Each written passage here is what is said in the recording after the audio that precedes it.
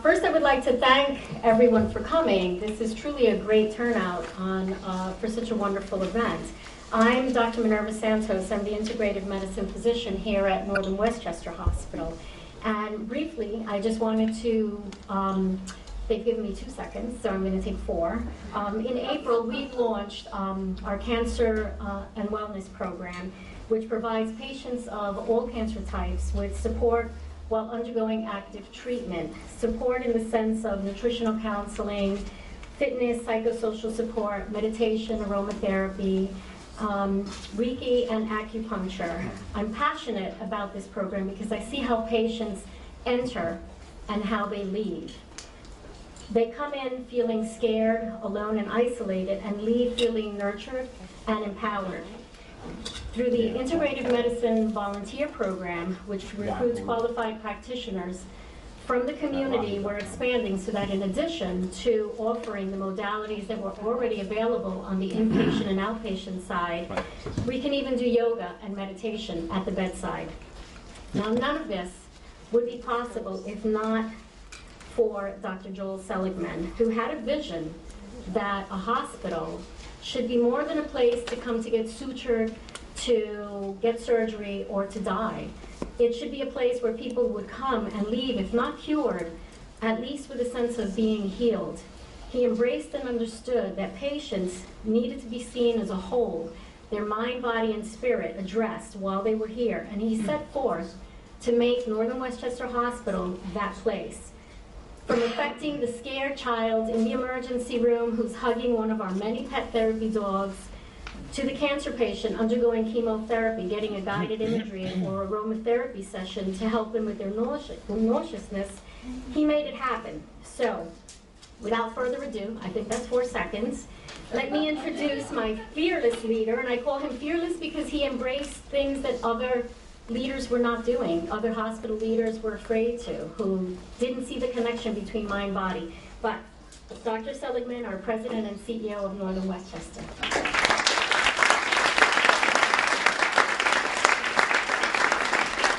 Thank you, Dr. Santos, and my mother would be really proud to find out that I'm now a doctor.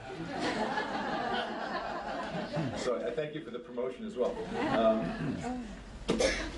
I think as Dr. Santos has already described, our philosophy, our plane tree philosophy here, is one of committing to the entire patient and family unit, and this idea of patient-centered care has everything to do with, in our minds, has everything to do with the whole patient and family experience, mind, body, spirit, and so this is so much and so often an issue of stress and anxiety and difficulty finding peace and relaxation while going through a difficult part of someone's life. Transcendental meditation is one wonderful tool for helping our patients in our community deal with these kinds of stresses, and so we're very blessed first to have a woman by the name of Sally Rosenthal in our community who is a proponent of TM and is also very much a proponent of our hospital. Where's Sally sitting? Sally's right here. And was just good enough to say, gee, there's an opportunity to bring a wonderful speaker to your hospital. Can we work this out? So first I want to just thank Sally Rosenthal for making this happen. So she shared with us the opportunity to attract Dr. Norman Rosenthal to our hospital. And I want to tell you a little bit about Dr. Rosenthal. He's a remarkable man. He's a clinical professor of psychiatry at Georgetown Medical School. He also is a private practitioner of psychiatry in the Washington, D.C. area. He spent more than 20 years as a researcher at the National Institute of Mental Health. He was the first to describe and diagnose seasonal affective disorder. He has been included in many listings of America's best doctors and best psychiatrists. He and his work have been featured and widely covered in much of the popular media, including Good Morning America, the National Public Radio, my favorite show, and the Today Show. And I could go on at length, but I think we're all here to hear Dr. Rosenthal, so with no further ado, I'll introduce Dr. Norman Rosenthal.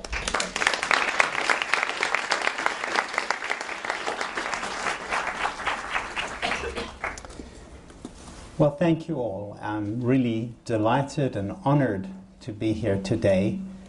And I have the fantasy that out there in the people who are sitting and listening here, maybe there are some people who, like myself, are working with patients and wondering always, what can we do to add extra value?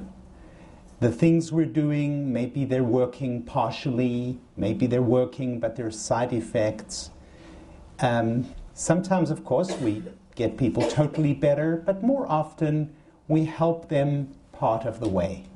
And we're always looking for that extra 10%, 15%, 20% that's going to make them feel really good, not just a little bit.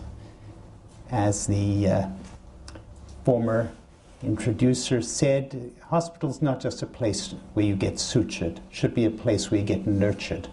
And I think that is the same for all of medicine. We just don't want to fix, we want to promote wellness, we want to make people even better than what they are. And sitting with patients for 32 years in my clinical practice, every very once in a while something comes along that just knocks my socks off. Doesn't happen often. Happened 30 years ago when I came across light therapy, which was not previously understood to be valuable at all. And in fact, there was quite a lot of joking about light therapy when I first came up with it. But now, as we know, it is included in manuals of treatments for depression, for seasonal affective disorder, for daily rhythm problems, etc. And so imagine my excitement when some few years ago I came across something else that made me just as optimistic as the light therapy did, namely this particular brand of meditation, Transcendental Meditation, or TM. I had done it myself many years ago, back in the 70s. As they say, if you remember the 70s, you probably weren't there. But I was there, and I remember when the Beatles went to Maharishi to learn TM, and I thought, wow, that's very cool. So I did it too, but I dropped it pretty soon. I was a medical student, and I had a couple of other things on my mind. But 30 years later, I'm sitting in my office, and a young man with bipolar disorder says, you know, I have found something that has really made me happy 90% of the time. He says, your medicines, they're very good medicines. He didn't want to hurt my feelings. They've stabilized my moods. I'm not manic, I'm not depressed, but you know, I wasn't really happy until I started to meditate. So we got to talking, and I thought, well, you know, this is worth another look. And bit by bit, I practiced it myself. I recommended it to other patients. I got a couple of research grants to study it in bipolar disorder and post-traumatic stress disorder in our returning veterans. And by the time I have, in fact, been running for the last 10 years my own clinical research organization, by the time those research studies were finished, all the clinicians in my group had gone for training to get their own TM training. That's how impressed they were with what they saw in the patients. So I thought, wow, you know, this is really unusual. And that's when I hit the research on the subject and saw literally hundreds of peer-reviewed articles showing a vast array of effects that had been very solidly documented, published in high-impact journals. And that's when I broke a vow that I had made, which was never to write another book. Because for those of you maybe who have or haven't written a book, I can tell you it's truly a pain in the neck. And only do it if you absolutely are compelled to do it. That's the indication of how compelled I felt to write this book. Because it moved me so much, I thought this is something people really need to know about it. And it mustn't just be up there on the shelf alongside every other thing that one can do. Because, you know, when we're confronted with people who are suffering and desperate, we really do have the instinct to throw the kitchen sink at it.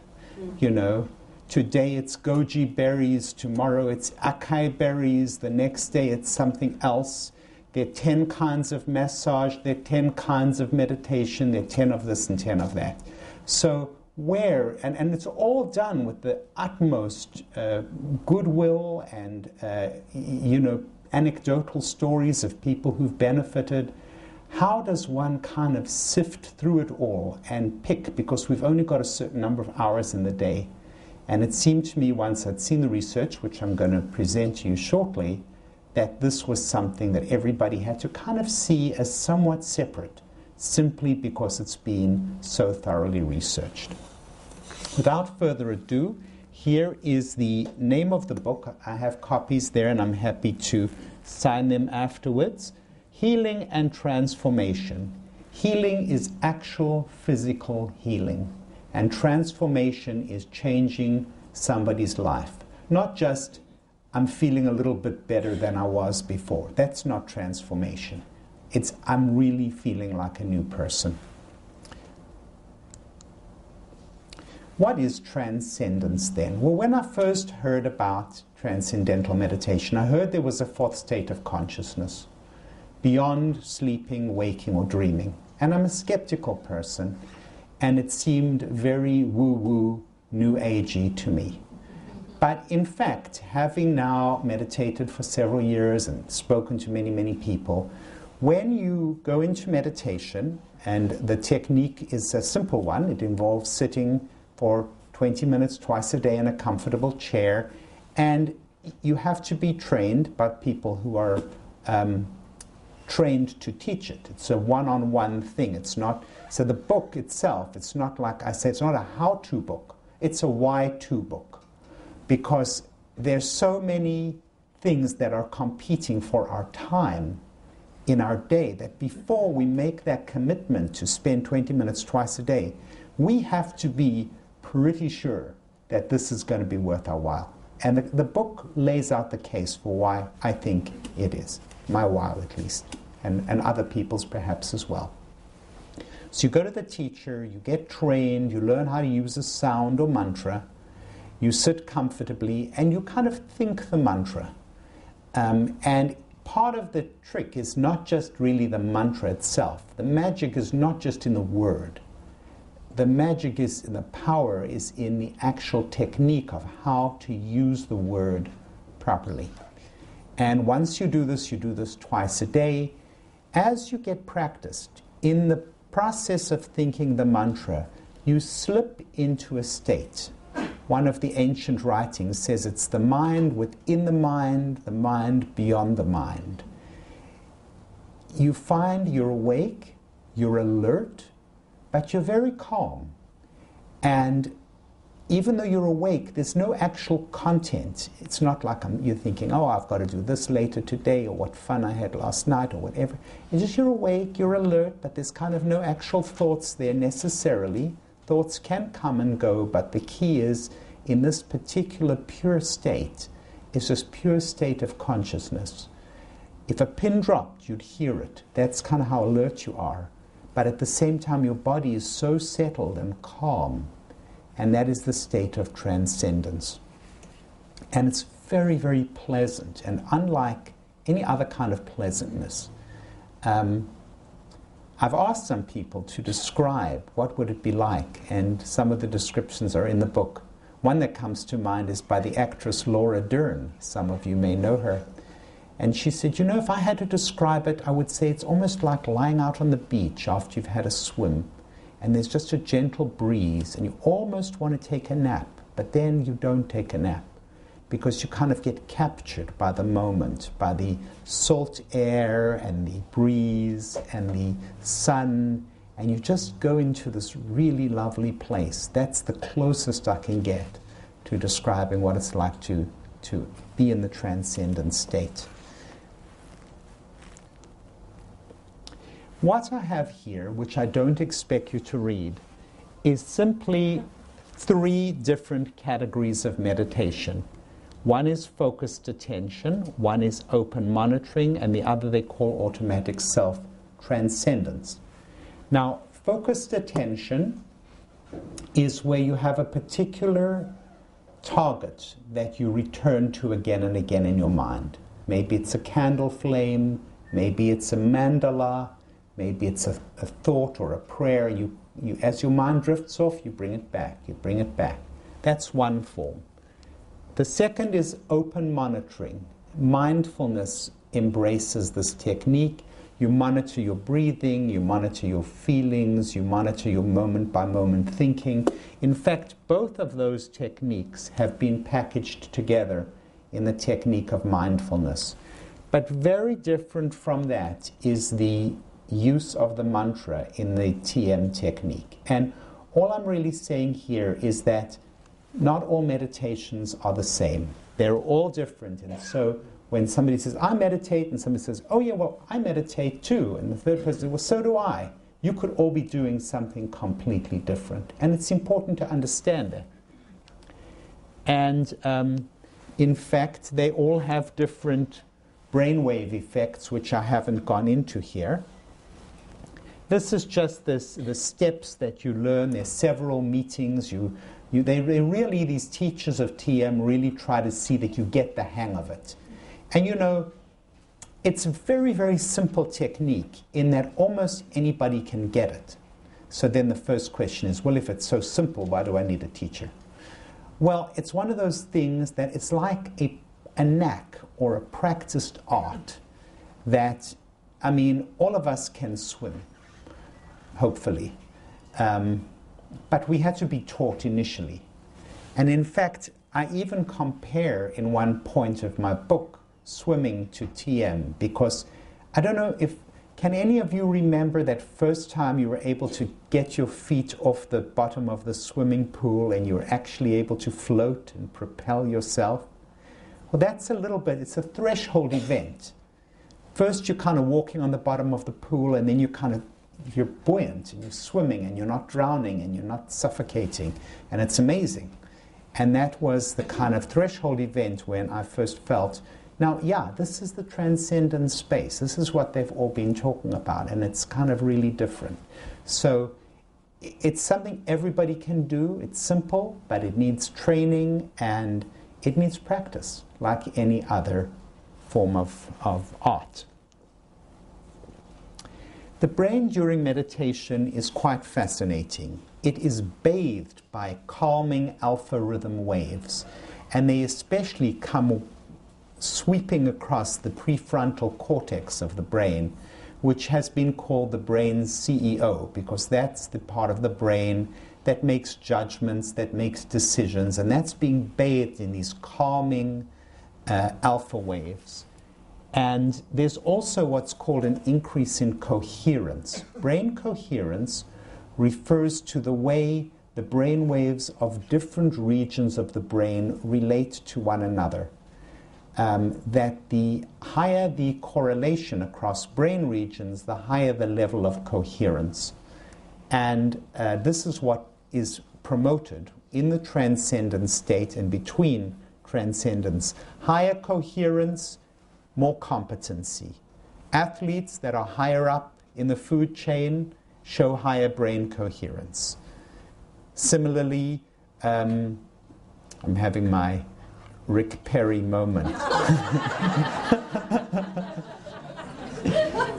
It's athletes and what was that other group? Business folks in Norway. The higher they are in the pecking order, the more brain coherence you see. The managers have high levels of brain coherence and the line people much lower. So TM promotes brain coherence, and brain coherence is associated with higher levels of competency and success. And indeed, to close the loop, TM can actually make people more successful and more competent. So that's the transformation part. And we can talk a little bit more about that later. So it's not just healing, it's also transformation. That's the prefrontal part of the brain. That's the CEO. And over here is a deep-seated brain nucleus called the amygdala, which is the brain's alarm center. And I've said if the CEO if it's the prefrontal area is the CO, then the amygdala is the fire marshal. If there's a fire in the building, then the fire marshal takes over and everybody else got to get out of the building, including the CO. But most of the time, he should stay in the basement and mind his own business. CO does not need, right? CO does not need the fire marshal knocking on his door. And that's what happens when we're in a state of anxiety. We keep getting these knocks on our door. You better worry about this. You better attend to that. What about this? What about that? And the first thing is it's overwhelming, because we're being overwhelmed in many instances with trivial things. A client comes to mind. He works for a big medical bureaucracy, and every time an email comes across that they're changing some policy or something, he's always worried, now what's that going to mean? Is it going to be more work for me? Is it going to mean I'm going to have to more paperwork? What am I going to have to do? And so he's being badgered unnecessarily by things that probably aren't going to mean anything to him. So the trouble is you're being flooded with anxieties. This is in an anxiety disorder, or people who are anxious, or people who are overstressed, which I think maybe one or two people in the room could probably identify with. Or if they've been overstressed, their bell has been gonged over in Iraq or Afghanistan, and now they're back in the US, but the bell is still vibrating in their head. Their amygdala is still on high alert. And so they're flooded with these stimuli, and worst of all, they can't discriminate which of these knocks on the door means the building's burning down, and which is just the fire marshal out of hand. So you have to pay attention to each and every one of them, because you don't know which one really, really needs your attention. Very, very bad state to be in, a state of anxiety and overstress. Now here's just an example of two kinds of brain waves. And here's an example where the ones over here are coherent and those are not coherent. And I think you do not have to be a neurophysiologist to see that these line up and these don't line up. It can be as simple as that. And when you do TM, this kind of pattern becomes this kind of pattern. And it's intuitively apparent that the brain, the different parts of the brain are working together. You're going to have a battle. You're going to have your different platoons coordinated with each other. Or if you have a complex business plan that you want to implement, different subfractions of your team have got to be working in concert with one another. That's what TM seems to promote. Now let's talk about healing. Here are two arteries. Would you prefer to have this one over here or this one over there? I think the answer is simple. On the other end of the artery sits an organ. It could be a heart, it could be a brain. This artery, this organ is in good shape because the artery is clear and it's being fed with blood, with high oxygen levels. This one has got atherosclerotic plaque going into its lining. And so it's being clamped off, and this organ is in trouble. And if it's the brain, you'll have a stroke. And if it's the heart, you'll have a heart attack. And we all know there's cholesterol and one thing and another, but there's also stress that's a factor in this process of progression of atherosclerosis. Cardiovascular disease is the #1 killer and cause of disability in the world. In the US, more than 1 in 3 people have been diagnosed with it, and more than 1 in 3 people will die of a heart attack or a stroke. So this is a big ticket item. Blood pressure is one contributor to this cardiovascular disease. It's been called the silent killer, and it's a good term because it often is silent without symptoms, and it really does kill. In a meta-analysis with 9 published studies of more than 700 subjects, see what TM did to the systolic and the diastolic blood pressure. Lowered at several points in a way that's not just statistically significant, but also clinically significant, highly clinically significant, as we'll see in a minute. Now, I love this slide because it shows a variety of, quotes, stress management techniques. Here is TM's effect on blood pressure, and here are 3 other groups, and here is one that actually makes the blood pressure worse. So, you know, it's a marketing thing to call something a stress management technique. It doesn't actually mean it manages stress. In fact, the people in that group were asked to do too many things, and they were more stressed than they had been before. So when somebody says they're meditating or they're in a stress management technique, the question is, what effect is it having on you?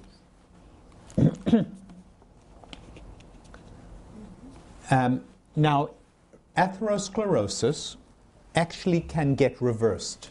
This is the carotid artery, the artery in the neck, ultrasonography, showing a controlled study comparing this 29 subjects and 31 subjects, health education, where you see a progression of that atherosclerosis, and TM, where you see an actual regression of atherosclerosis.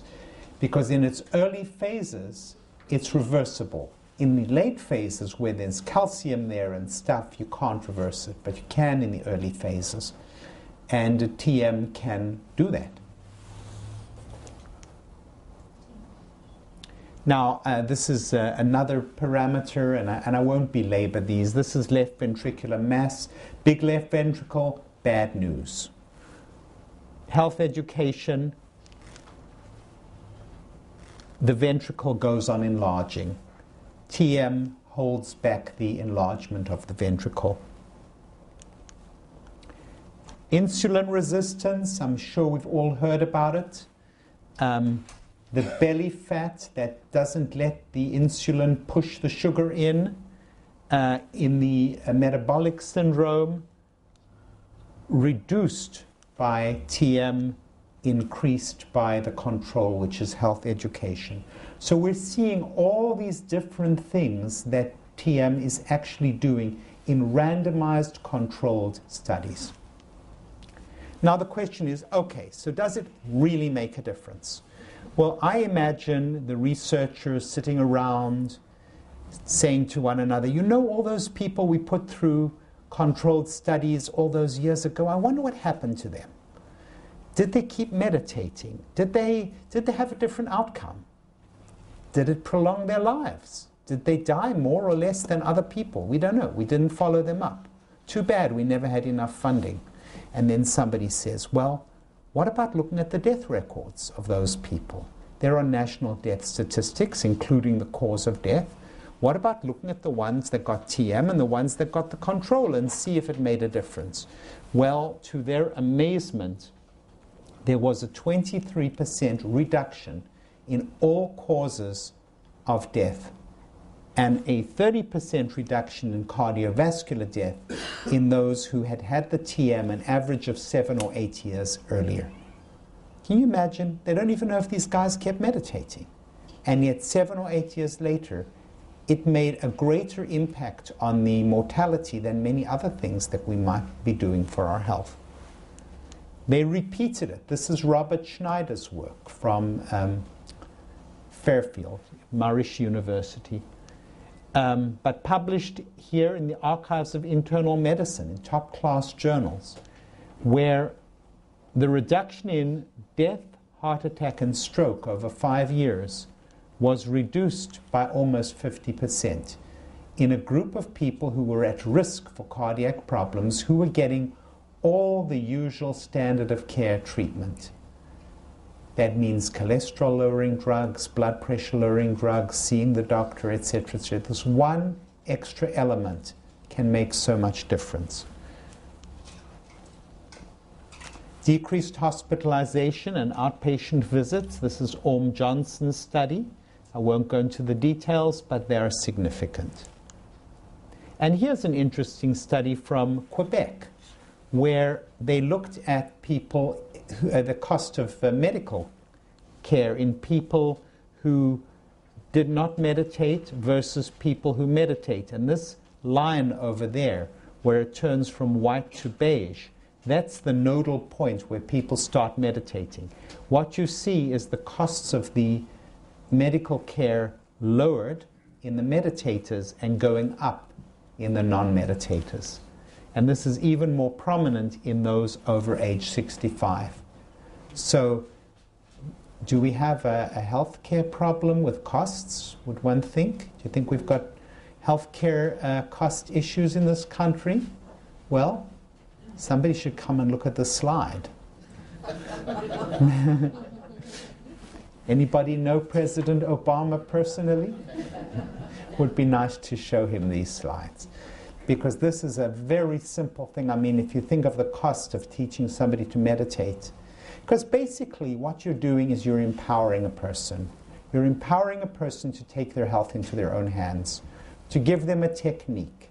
It's the same as if a person exercises. They're getting a technique that's going to help their longevity, that's going to help their health. This is another technique. But exercise pushes the autonomic nervous system one way with an increased sympathetic drive. Your heart rate goes up, your pulse goes up. Everything is go, go, go, and that conditions the sympathetic nervous system. We all know that. It's really, really good and important to do. This conditions the parasympathetic nervous system, the capacity to wind down, to relax. How many of us are go, go, go, go, go all day long? We don't know how to shift gears. All right, show me by a show of hands. How many of you are pushing yourselves too hard all day long? A lot of hands. And you know, we get exhausted. And this is a way of saying, I care enough about my brain to give it a rest twice a day. And now I actually have a technique. Because if I said to a bunch of people, rest your brains, you wouldn't even know where to start. But here is a tested technique for resting your brain in a way that you know, statistically, over 5 or 10 years, is probably going to prolong your life. So, it reduces anxiety. This is a meta-analysis, and I've got some wonderful examples in my book. David Lynch, filmmaker, iconic filmmaker, gave me an interview and said that after he'd been meditating for a couple of weeks, his first wife came to him and said, "What's the matter?" She said, "What do you mean, what's the matter?" She said, "Where's all your anger gone to? You were so angry all of the time." Now, as a psychiatrist, I can tell you that very few people come into my office because they're angry. Many people's wives come into my office because the husband is angry. Anger problems are something that it's always somebody else that's got the anger problem. But here she said, your anger is better. Tim Page, he's a Pulitzer Prize-winning journalist, was kind enough to interview me, or let me interview him, shall I say, and he had experienced panic disorder that was amazingly treated with meditation. These guys have been meditating now for 30 to 40 years. When you get something that helps your anxiety that much, you just don't stop doing it. The third case in point is a neuropsychologist in the Washington, D.C. area called Bill Stixrud, who's got a fantastic practice there. He's one of the best known in the area. And he had kind of flunked out of college because he was so anxious many years ago in Seattle. And in the course of 1 week, two separate people said, "You're the most nervous person I've ever seen in my life." Started to meditate, got back into college, changed his major to psychology, got his PhD, no problems, has this amazing practice, has never stopped meditating. And if you were around him, you would not think he was an anxious person. It's a pleasure to have lunch with, pleasure to be around. It's really, when you see stories like this, and then you see data like that, it goes together. You've got the meta-analysis, somebody's gone through and crunched the numbers, and then you've got the individual stories. And you know, it's very easy for a placebo effect to last 2 weeks. But I have never seen a placebo effect last 40 years. It's one heck of a placebo if it does that. So we're back to the CEO, the prefrontal cortex and the amygdala. That's what's problematic in anxiety disorders, but also there are other things, even attention deficit disorder. There are prefrontal problems there, and if you've got ADHD and you're stressed, guess what? Makes your ADHD worse. You're more likely to forget your homework. You're more likely to not be able to do your term paper. And so it's actually now being studied in small numbers for people with ADHD to see if you can de-stress these people. There's a simple axiom that I'll give to you in thinking about who can benefit clinically from this technique. If somebody is overstressed, and if that stress is causing symptoms, that person has a high chance of benefiting from this technique. So that covers anxiety, that covers anger management. Angry people are stressed people. Have you ever noticed that when you're under stress, you tend to snap at people? Don't bug me now, I'm busy. Go ask your mother. How many times have I told you that? When does that happen? When you're under a deadline, when you're stressed. Decrease the stress, you're likely to come up with a gentler answer. It's that simple. And I could talk for ages on it, but our time is finite, so let's keep going. Combat-related PTSD, a horrible situation. 1 in 7, some now say 1 in 5 returning veterans from Iraq and Afghanistan have PTSD, many times compounded by traumatic brain injury. Half have never sought treatment, half who've been treated have been inadequately treated. There was a controlled study from the TM post-Vietnam era, and the TM was superior to the psychotherapy of the day by a good margin. And we have now got our own little study, case series of 5 people, and this is the gold standard PTSD scale, which is decreased by 50% following 2 months of TM training. And these people were really sick. The one guy was numbing his symptoms with vodka. He had sustained an injury he was a driver of a Humvee in Iraq. He'd gone over an IED, it exploded, there was injuries, he felt guilty, he felt angry with his commander who directed him to go along a road that was known to be a hotbed of IEDs. Comes back to the US, he's overwhelmed with anger and fear and jumpiness. And every time he goes over a pothole in the road, he flashes back to the IED in Iraq, and he wakes up with nightmares at night thinking that he's being attacked by the enemy when he isn't. One night he actually has his girlfriend in a chokehold because he thinks she's the enemy. Well, all this settled down after the TM. Got a job, relationship improved, finished college, was really an amazing turnaround. And we saw it in about 4 out of the 5 people, I would say. The one was really, I can't say there was a persuasive change, but the other 4, we got letters about how this guy now does his TM twice a day. He says the morning one just sets him right for the day. The afternoon one kind of enables him to decompress after a difficult day. He would never stop doing it, he says. So these are amazing examples. So here what I'm really suggesting is we may not have a complete controlled study for every single indication that comes along, but as clinicians we have to use our imaginations and say, could this person possibly benefit?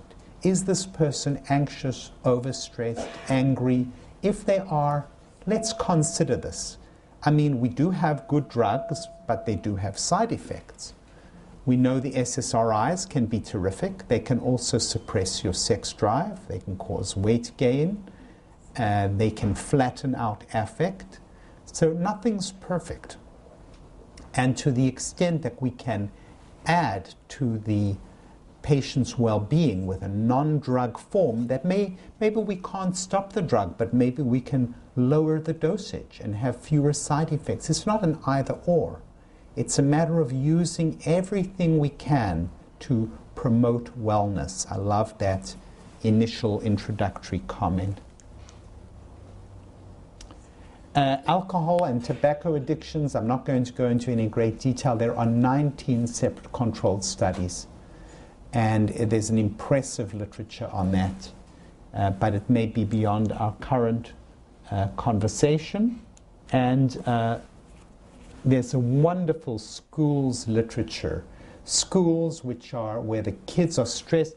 Visitation Valley Middle School is in a slum in San Francisco.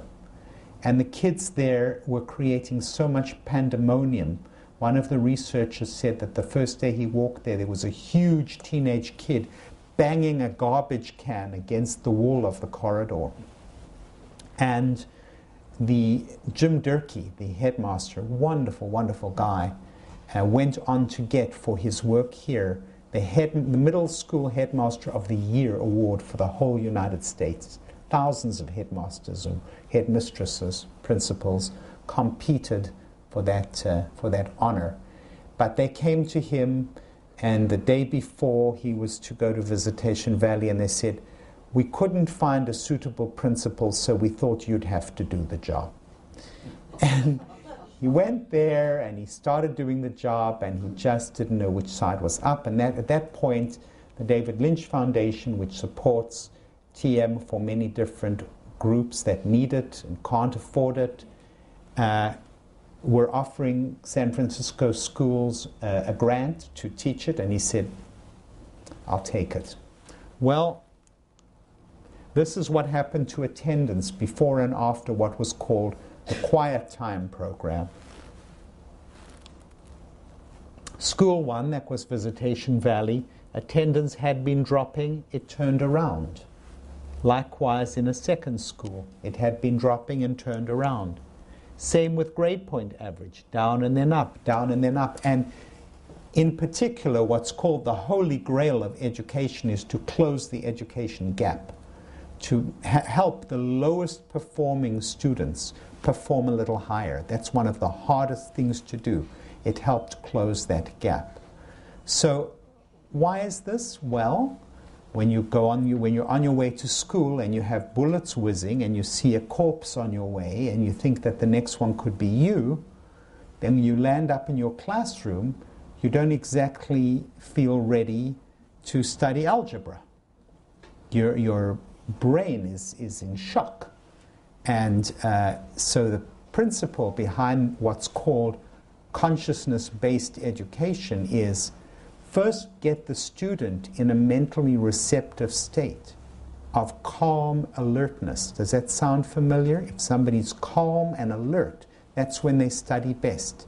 If somebody's traumatized and stressed and worried about their family, worried about their safety, they're not going to be able to learn. So that's why, even though these people need so many things, they need food, they need shelter, they need math teachers, they need all kinds of things, one of the things that these educators are recognizing is that they need calmness, they need focus. That's what the TM has been able to give them. Maslow's hierarchy of needs. All of us who've studied psychology have learned it. This is the pyramid. At the bottom are all the things. We need food and warmth, we need security and safety, we need intimate relationships, we need to feel we've accomplished something. But right at the top, we really feel we want to be the best we can be. As Maslow says, artists need to paint, musicians need to make music. We all have that part of ourselves that strives to say, we've got this special little gift and talent, and we just really want to fulfill it. It's called self-actualization. All of us want to, whatever it is we really do, we want to be proud of it, we want to do it the best way we can. This has actually been shown to improve dramatically with TM. So that's why I talk about transformation, because it doesn't only prolong your life, it doesn't only prevent heart attack and stroke, but it can turn around a school that's in distress, it can help an addict recover, it can help these terribly anxious people be incredibly functional human beings. Film director David Lynch, neuropsychologist Bill Stixrud, Pulitzer Prize winning journalist Tim Page. These people were disabled by their anxiety and are now leaders in their different fields. That's what I mean by transformation. And studies where they've actually got scales of self-actualization have shown that it can increase people's ability to self-actualize. The book Transcendence, it was the easiest of all my books to write. And I think it was because of being meditating myself, feeling the joy of the creative process, feeling the flow. There's an author called Csikszentmihalyi Mihaly who wrote a book called Flow, which is all about being in the moment and feeling like the moment is very exciting and very moving. Whatever it is that you do which engages you and fascinates you and thrills you, when you're doing it, it's almost like time stands still. And this promotes the feeling of flow and the feeling of, yes, this is what I want to do. Well, recidivism in jails, I'm not sure it's of any immediate relevance, hopefully to anybody in this group, so we'll skip this slide. But it helps. And harmony. What do I mean by harmony? Well, in my experience, people who meditate, it promotes harmony. It promotes it in one's own mind, in the coherence, where different parts of the mind are working in better harmony with each other. It promotes it between mind and body. The mind isn't hurting and stressing the body. It promotes it in families. Couples who meditate together stay together because they're bringing this calm lagoon of peace into their home on a daily, twice daily basis. It brings it in groups. What we're seeing now, in the last year in particular, has really stepped up, is groups of people, organizations embracing TM. Oprah Winfrey has just had her whole organization trained in this technique.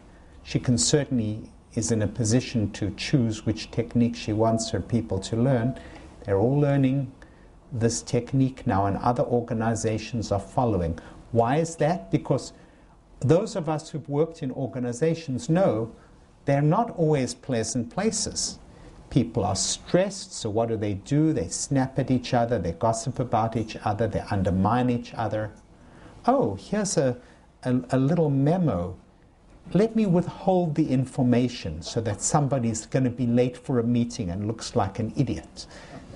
That'll teach her, that kind of plotting and scheming and machination. That's what people do when they're stressed. Even nice people do that. But when you feel happy and content, you want to collaborate. You want to help one another. You want to engender peace. And so I think what's going to happen is organizations are going to embrace this as they see that the cost of training and the cost maybe of even giving somebody 1 out of their 2 TM times in the work period. They, well, we'll give you a matching period. We'll give you 1 and 1 is on your time. And that sort of thing may end up really repaying itself, because if you can get greater harmony within an organization, that's worth a lot. And then, of course, the question of harmony within societies, which has been studied and debated and maybe a little bit beyond our discussion here, other than to say that the more people who are distressed and focused and centered and kind to one another, the better the group is going to become. In some ways, it's pretty self-evident. So maybe I'll leave it on that note. Thank you.